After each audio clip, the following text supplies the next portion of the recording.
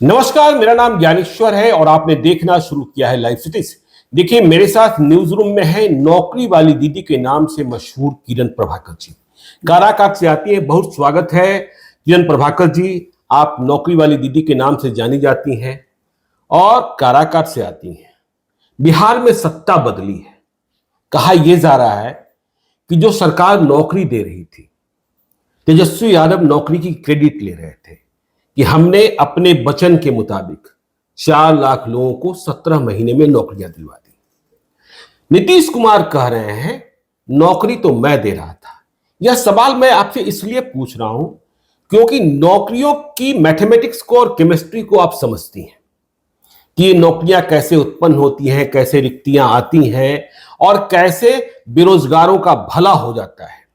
तो आपको क्या लगता है कि तेजस्वी यादव के चले जाने से, या फिर तेजस्वी यादव ऐसा कह रहे हैं कि नौकरियां तो मैं ही दे रहा था, अब नौकरी वाली सरकार चली गई और वो सरकार आ गई बीजेपी के साथ नीतीश कुमार की, जो नौकरियां नहीं देने के लिए जानी जाती है। आप क्या सोचती हैं? आप किस सरकार की बात कर रहे हैं जो नौकरियां नहीं देने के लिए जानी जाती है? देखिए, बीजेपी के बारे में यह कहा जाता है कि भाई प्रधानमंत्री नरेंद्र मोदी ने वायदा किया था कि हर एक साल 2 करोड़ नौकरी देंगे। निर्मला सीतारमण जो केंद्रीय वित्त मंत्री हैं, 2020 में आई थी तो बोली थी 19 लाख नौकरियां देंगे, चुनावी वायदा था, लेकिन तब नौकरियां नहीं मिल रही थी। तेजस्वी यादव का कहना है कि जब मैं आया तो नौकरियों की रफ्तार बढ़ी। तो तेजस्वी यादव को आप क्रेडिट देती हैं? एक ही पार्टी है जी, जो कि कथनी और करने में फर्क नहीं करती। जो कहा वो किया, और ये बताने की जरूरत नहीं, जग जाहिर है। मोदी जी को सब देख रहे हैं, सुन रहे हैं कि उन्होंने जो जो किए, जिस तरह का काम रहा, जितना आपका डेवलपमेंट हुआ, सिंपल सा बात है, बिना जॉब के हुआ। ये तो समझने वाली बात है। दूसरी बात की एक सरकार ठीक हमारे ही राज्य में ऐसी भी है जिसकी कथनी कुछ और, करनी कुछ और। उन्होंने किस सरकार की बात कर रही हैं आप? नीतीश कुमार बीजेपी की सरकार की बात कर रहे हैं कि आप नीतीश कुमार तेजस्वी यादव की सरकार की बात कर रहे हैं? देखिए, नीतीश जी जब भी बीजेपी के साथ आते हैं तो पता नहीं उनपे कौन सा रंग चढ़ जाता है जो पॉजिटिव कहलाता है। अच्छा। और वही नीतीश जी जब राजद के पास चले जाते हैं तो ऐसा लगता है ना कि पढ़ले राम कुकुर के पाले, खींच खाच के ले गई ले खा ले। अच्छा। तो उनकी वो स्थिति हो जाती है, उनपे प्रेशर होता है कि क्या होता है, क्योंकि जब भी राजद जदयू एक साथ हुए हैं उनका परफॉर्मेंस इतना खराब हुआ है। ये भी किसी नहीं, यह मानती हैं आप कि जब वे आरजेडी के साथ जाते हैं नीतीश कुमार तो वे जंगल राज के राजा हो जाते हैं, और जब वे बीजेपी के साथ आते हैं तो सुशासन बाबू हो जाते हैं? देखिए, इस बात में सत्यता तो है जी, ये हमने देखा है। जब भी आपने भी देखा है, आप पटना में ही रहते हैं, हमने एक दिन बताया भी था आपको इसी आपके चैनल पे कि एक जमाना था जब कैसे लोग रहते थे। फिर नीतीश जी आए तो निश्चित रूप से उन्होंने बहुत अच्छा काम किया। आज लोग निडर होके बोलते हैं, निडर होके चलते हैं, देर रात तक घूमते हैं। स्थिति चेंज होगी। मैंने बोला मैं फील्ड में इतने देर तक काम करती हूँ, मैं तभी बोली जब वो राजद के साथ थे कि ऐसा हुआ, सुधार हुआ। लेकिन अभी क्या हुआ कि फिर से स्थिति कुछ उधर अब डिरेल हो रहा था।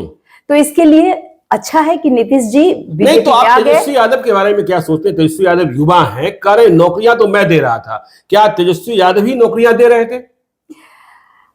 तेजस्वी यादव जी को भी पता है कि जो आदमी खुद अपने दम पे 8वां 9वां पास करना मुश्किल हो गया जी, अगर वो उनकी कैपेबिलिटी देखी जाए तो वो क्या अपने से एक चपरासी का जॉब छोड़ कुछ पा सकते हैं? अच्छा, तो वो नौकरियां कहां से दे सकते हैं? भाई क्रिकेटर रहे हैं, और क्रिकेटर भी कहां परफॉर्म कर पाए, को किसने देखा, कितना रन मारे, कहां बॉल मारे, उनका कुछ है? पर देखिए, मुझे तो यही लगता है कि राजद जो पार्टी है उसने परिवारवाद को इसीलिए ज्यादा बढ़ा के रखा है, बना के रखा है, बचा के रखा है, ताकि तेजस्वी जैसे लोग भी दावा ठोक सके हम नौकरियां दिए जी।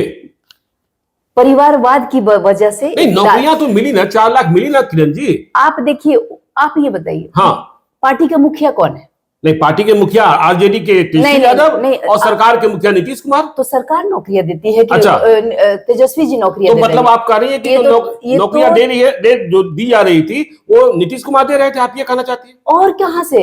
आपको क्या लगता है? अच्छा, अभी तक जब उनके पापा खुद सत्ता में थे, लालू जी हमारे लोकप्रिय नेता, हंसाने के लिए और अपने अंदाज में बोलने वाले नेताजी जब सत्ता में थे तब तो किसी को कुछ दे ही ना पाए। अच्छा, आज जब वो सत्ता में सेकंड हैंड है, पहिया बन के साथ में चल रहे हैं, तो वो चल रहे थे जी, तो वो नौकरियां क्रिएट करने लगे।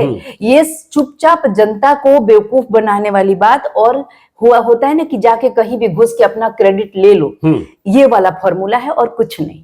तो आपको क्या लगता है कि तेजस्वी यादव जब भी सत्ता में आते हैं या जब भी सत्ता में आएंगे, बिहार के लोग डर जाते हैं, बिहार के लोग कांप जाते हैं? नहीं, ऐसा क्या है उनमें कि कोई कांपेगा। अच्छा, लेकिन हाँ, ये दुख जरूर होता है कि बिहार की स्थिति जो कुछ अच्छी होने जा रही थी, अब उस पे क्वेश्चन मार्क्स लग जाता है। क्वेश्चन मार्क्स लग जाता है, क्यों? ऐसा क्यों होता है? युवा सोच है, मतलब नई जवानी है, भविष्य है, इतना लंबा भविष्य है। नीतीश कुमार तो बूढ़े हो चले हैं। युवा सोच, देखिए बहुत ऐसे युवा हैं जो आपके तेजस्वी से और उनके भाई से और ऐसे तथा कथित कितने नेताओं के बेटों से बहुत ही ज्यादा समझदार और रियल तेजस्वी हैं। ऐसे बहुत लोग हैं। आप नाम रख देने से कोई तेजस्वी नहीं बन जाता। अच्छा, आप किसी को कोई नाम रख दीजिए कि हमारा बेटा है, ऐसा नाम रख दे, तो उनका कुछ भी ऐसा काम नहीं है, कुछ भी राजनीति में ऐसा कंट्रीब्यूशन नहीं है जो उल्लेखनीय हो, जो बोला जाए, तो हम उनसे कहीं से उम्मीद नहीं कर सकते। युवा जाना जाता है नई सोच के लिए, युवा जाना जाता है मेहनत करने के लिए। आप सोचो, नहीं तो तेजस्वी कह रहे हैं ना, पढ़ाई लिखाई, कमाई, दवाई, सिंचाई, सबकी बात हमने कहीं न्यूज में सुना, देखा कि रात को वो पहुंच जाते हैं हॉस्पिटल। हाँ, अच्छी बात तो है। पहुंच जाते हैं वो बोरिंग रोड चौराहा। अरे आप पहुंचते हैं, साथ में कैमरा लेकर जाते हैं। किसको बेवकूफ बना रहे? जनता पागल है जी। जनता सब समझ रही है कि ये तेजस्वी का कौन सा तिकड़म है हमें बेवकूफ बनाने। तो वो तो नरेंद्र मोदी भी जाते हैं कैमरा लेकर के। ठीक है, एक मिनट देखिए, तो जाते हैं तो काम करते हैं। अच्छा, वो पहुंचते हैं तो सुधार करते हैं। यहाँ कितना सुधार हुआ आप बताइए ना जरा हमें। नहीं, नौकरियां मिली ना, बताइए, अगर मिली ना, नौकरियां किसको मिली है?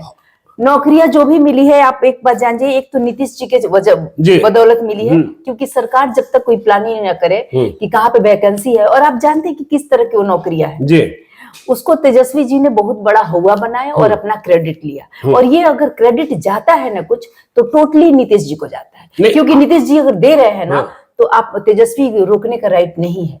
तेजस्वी को इसमें मजा आया कि अपना नाम कमा लो। यही होते रहा है, राजद में यही हुआ है। देखिए, उनके पिता जब अपने जमाने में थे, जब जंगल राज था, तो कुछ तो उनके अंदर खासियत भी थी। जंगल राज जब भी कुछ तो खासियत थी कि लोग लालू को, उनके काम को नापसंद करते थे, फिर भी लालू के व्यक्तित्व को लोग कहीं ना कहीं सुन सुन के हंसते थे, खुश होते थे। एक अच्छा फीलिंग था। उनके बेटे भी। नहीं, आप कह रही हैं आपने तेजस्वी को 9वीं फेल बता दिया, ठीक है, उनकी योग्यता पर सवाल। मैंने नहीं बताया। मैंने नहीं बताया, मुझे जानकारी है। और आप कह रही हैं कि चपरासी की नौकरी भी नहीं मिलती। क्यों नहीं मिलती भाई?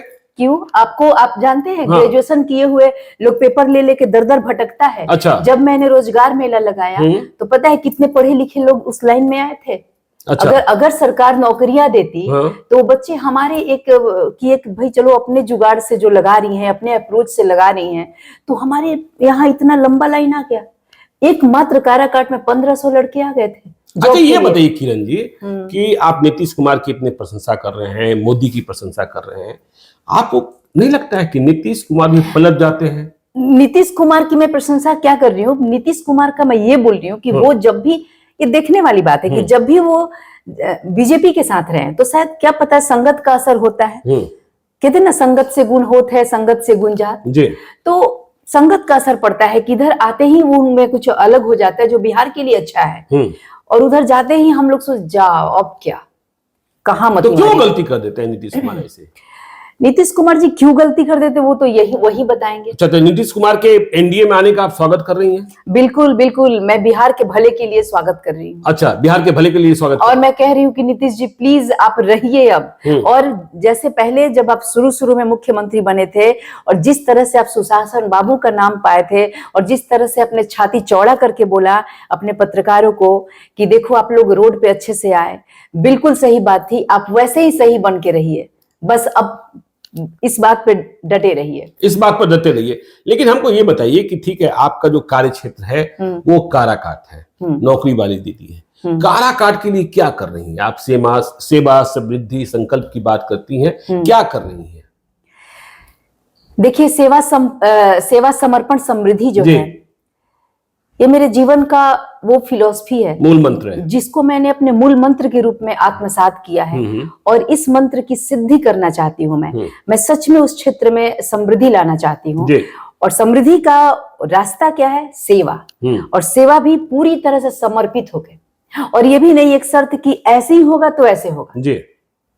पूरी तरह से ध्यान में सिर्फ सेवा है, सब मतलब समृद्धि लाने का है, जैसे भी आए। और राजनीति में भी इसलिए ही मैं जाना चाहती हूँ ज्ञानेश्वर जी, ताकि मैं अपने समृद्धि के जो मेरा उद्देश्य है, जो लक्ष्य है, जो सपना है, उसे उस छत पे मैं पहुंच पाऊं।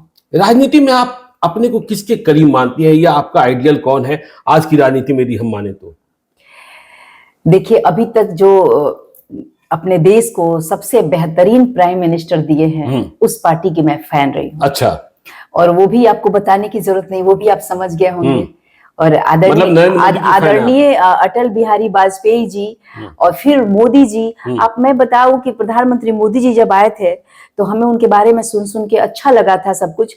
फिर लगा कि अच्छा इतना बढ़िया है तो देखते कितना बढ़िया, कितना दिन चलते हैं। मन में थोड़ा सा डर होता है ना कि राजनीति में जाने पर पता नहीं लोग कैसे हो जाएं, लेकिन हमने नरेंद्र दास मोदी जी को देखा कि वो लगातार अच्छा और उन्होंने जो कहा वो सब करते गए और उन्होंने इतिहास रच दिया। उन्होंने अपने आप को अमर कर लिया कि 500 सालों तक जो राम भक्त, जो सनातनी दर चिल्लाए, रोए, गला फाड़े, मरे, और इस दिन की उम्मीद में उनकी आंखें बंद हो गई परमानेंट रूप से कि हमारे राम जी को जगह मिल जाता। और ये मोदी जी ने वो सपना साकार किया और हमारे ही जन्म काल में ये चीज हुआ। तो उन्होंने इतना बड़ा काम किया है कि आप इस चीज को तो सोच ही नहीं सकते।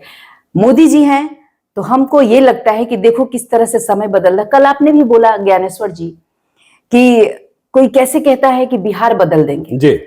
इरादा रखना चाहिए, दिल से नियत रखना चाहिए, क्यों नहीं बदलता है। आप देखिए समय कैसे बदलता है। निशा से उषा की तरफ हम बढ़ रहे हैं, शिशिर से बसंत की तरफ बढ़ रहे हैं, सत्ता परिवर्तन से दिन दशा और भाग्य परिवर्तन की तरफ बढ़ रहे हैं। आप देखिए कि कैसे परिवर्तन होते हैं। आप देख लीजिए कि कल को वहां अयोध्या सुनी थी, लोग बस आंख मूंद के जाते थे और देख के लौट के चले आते थे। आज उसी अयोध्या में जाकर देखिए क्या हुआ। लोग कह रहे हैं अयोध्या अभी झांकी है, काशी मथुरा बाकी है। हाँ, फिर एक और चीज, बदलाव कहां से? अयोध्या से शुरू होकर हम फिर मथुरा की तरफ बढ़ रहे हैं। अच्छा, अब आप ये देखिए।